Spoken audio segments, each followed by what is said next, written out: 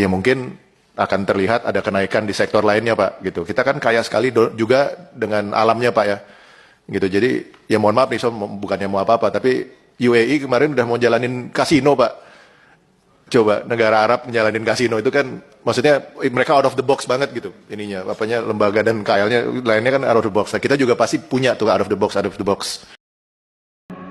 Apakah legalisasi judi di Indonesia itu merupakan pilihan yang tepat? Nah, di video kali ini, gue mau bahas haruskah judi itu dilegalkan di Indonesia. Salah satu opsi yang setelah gue riset itu masuk akal dan dapat dipertimbangkan, yaitu dengan memperlakukan sistem prosedur ganda untuk melegalkan perjudian di bawah pengawasan pemerintah.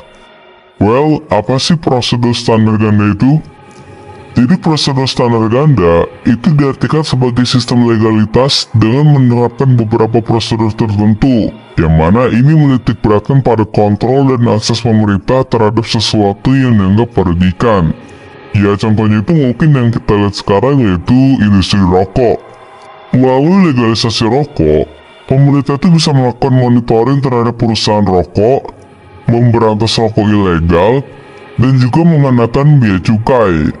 Tujuan utama dari legalisasi ini bukan untuk mendukung rokoknya, tapi buat mengontrol dan mengurangi dampak negatifnya. Paham ya? Ya, walaupun pemerintah ini memperoleh keuntungan pajak dari industri rokok, tapi secara ekonomi menurut gua hal ini lebih bervalue, karena ini bisa membantu memutar roda perekonomian di Indonesia. Contohnya misal pajak dari rokok itu kan bisa dibuat rumah sakit, sekolah, dan lain-lainnya. Nah sama kayak legalisasi rokok ini, hal ini juga bisa diterapkan pada perjudian dengan tujuan yang sama, yaitu kontrol pengawasan yang lebih efektif, dan juga keuntungan dari perputaran ekonomi. Ini karena dari riset gua, nyatanya beberapa negara kayak Amerika, Jepang, dan Korea Selatan itu udah berhasil menerapkan prosedur standar ganda ini pada perjudian, yang mana pemerintah mereka tuh mengontrol dan mengawasi aktivitas perjudian dengan regulasi yang sangat ketat. Nah, kalau kita lihat dari faktor legalitas dan prosedur ganda, menurut gua judi ini bisa menjadi sesuatu yang menguntungkan dan meningkatkan ekonomi suatu negara terutama di Indonesia. Kenapa demikian? Contohnya gini, Monaco itu jadi salah satu negara yang melegalin judi ini. Tapi pemerintah mereka itu nerapin sistem prosedur ganda, yaitu pemerintah mereka punya akses dan kontrol terhadap sesuatu yang dianggap merugikan. Kayak misalnya mereka tuh nggak bolehin judi ini buat turis doang, sedangkan buat masyarakat mereka itu tetap dilarang. Ini menjadikan Monaco sebagai salah satu negara terkaya yang ada di dunia, yang mana sebagian besar pendapatan mereka itu ya nggak lain nggak bukan dari perjudian. Coba bayangin kalau misalnya hal ini diterapin di Indonesia.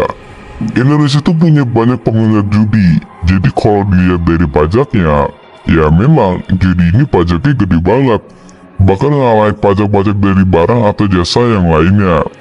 Dan ini bisa jadi pertimbangan yang bagus gitu buat ngelegalin judi di Indonesia. Ya walaupun mungkin nanti ada pertimbangan yang lainnya, karena pasti kalau misalnya judi ini dilegalin di Indonesia, pasti bakal menghadapi masalah yang besar lainnya. Nah ini kita bahas selanjutnya. Kalau kita ngomongin legalisasi perjudian, pasti nggak jauh-jauh dari kesetujuan dari masyarakat Indonesia. Nah, seperti yang kita tahu, masyarakat Indonesia itu mayoritasnya menjunjung tinggi nilai-nilai moral, sosial, dan agama yang kemungkinan besar ini akan menentang legalisasi ini. Banyak umat muslim di Indonesia yang menganggap perjudian itu sebagai sesuatu yang haram. Bahkan hal ini memicu gerakan sosial berbasis moralitas untuk menentang legalisasi perjudian. Ya simpelnya bakal didemo gitu. Dan juga, masyarakat mungkin akan melihat langkah ini sebagai upaya pemerintah buat dapetin keuntungan finansial, yang mana hal ini dapat mengurangi kepercayaan mereka terhadap pemerintah. Nah ya, mereka akan mikir kalau pemerintah ini ya ujung-ujungnya korupsi lagi gitu. Harusnya jadi ini nggak bisa legal, karena kalau kita hidup bernegara di Indonesia, kita juga punya aturan agama yang melarang perjudian. Jadi ya pemerintah itu harus memahami pola negatif dalam masyarakat dan mempertimbangkan dengan matang setiap prosedur yang diterapkan. Dan menurutku pemerintah itu emang perlu mikir jernih dan hati-hati sebelum mengambil keputusan apakah judi ini tuh bakal dilegalin atau enggak. Karena yang khawatirnya itu ya legalisasi judi ini bakal bikin orang kelas menengah dan kelas bawah itu makin kecanduan dan ningkatin angka kriminalitas.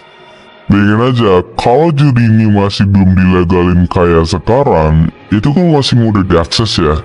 Dan bisa-bisa makin mudah diakses lagi nih kalau ini udah dilegalin. Tapi kalau kita ngeliat potensi positif dari legalisasi judi yang legal itu bisa bantu ngurangin judi ilegal yang gak kekontrol.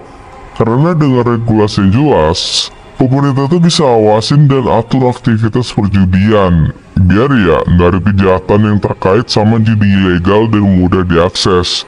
Dan terus, pajak dari judi yang dilegalkan, ini juga bisa menjadi sumber pendapatan baru buat pemerintah. Uangnya itu bisa dipakai buat dana program sosial dan juga infrastruktur, biar masyarakat itu makin sejahtera.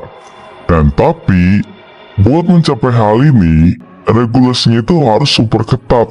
Misalnya nih, kayak batasan usia yang jelas, jumlah taruhan yang dibatasi, dan juga layanan konseling untuk pecandu yang memang udah kecanduan gitu. Terus nih ya, kalau kita lihat dari pariwisatanya, legalisasi judi ini tuh bisa meningkatkan pariwisata ke Indonesia.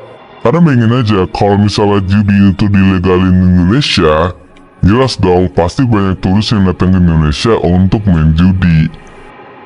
Well, sekian ulasan kali ini, semoga bermanfaat dan sampai jumpa di segmen selanjutnya.